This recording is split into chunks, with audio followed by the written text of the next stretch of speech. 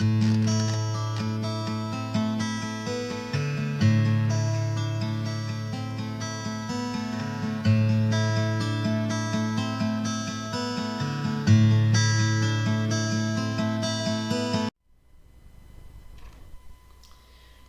watched your Wrestling is Pop Art podcast, and it sounds just about as ridiculous as some of the smack talk outside of the wrestling ring.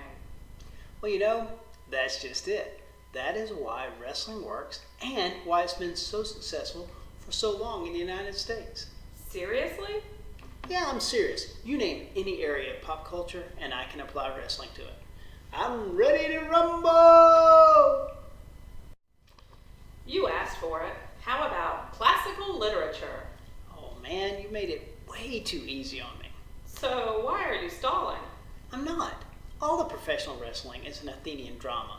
What is that supposed to mean?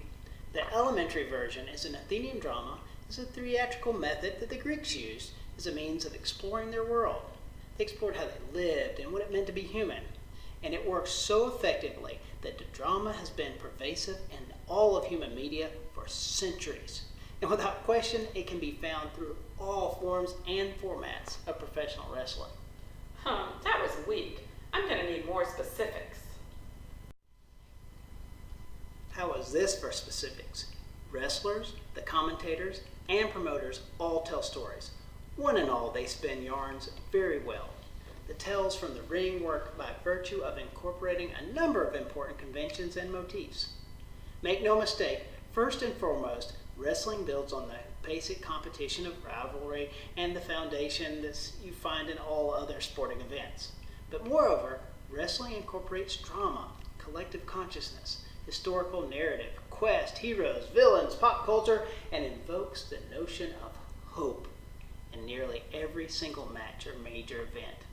By virtue of including storylines to the wrestling matches, the athletic action gets transcended by representations of relevant and human experiences.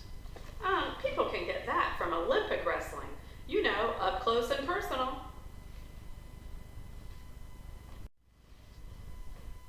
Oh, but that's where you're incorrect, my friend.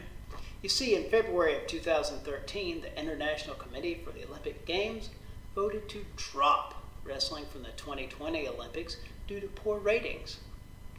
Whereas the WWE's WrestleMania, pay-per-view, live ticket sales, and DVD rentals claim more viewers than all other major United States championships combined.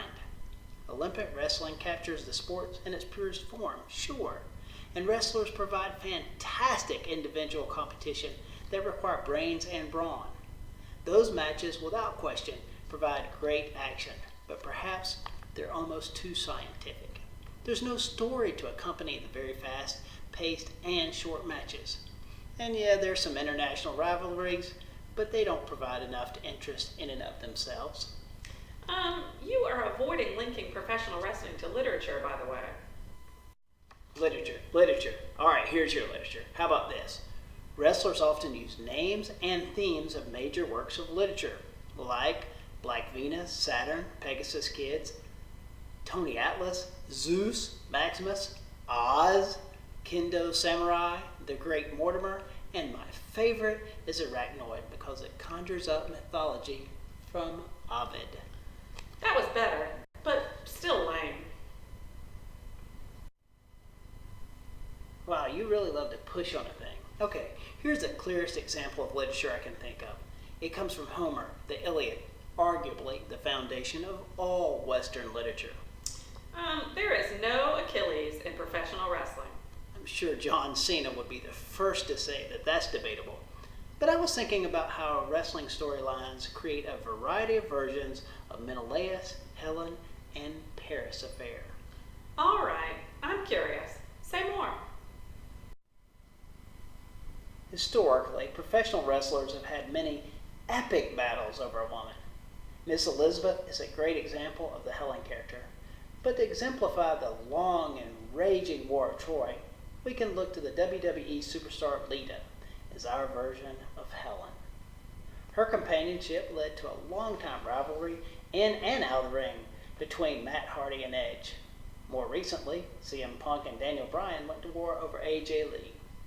And to some degree, all of these included a little bit of romantic relationships in real life. That, my friend, is lived literature.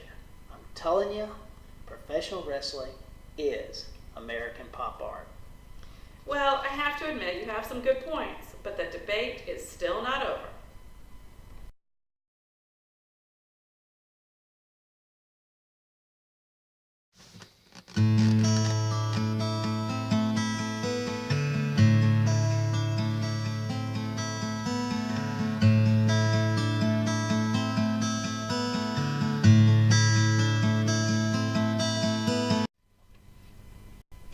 Stay tuned to the same YouTube channel as we continue to rumble!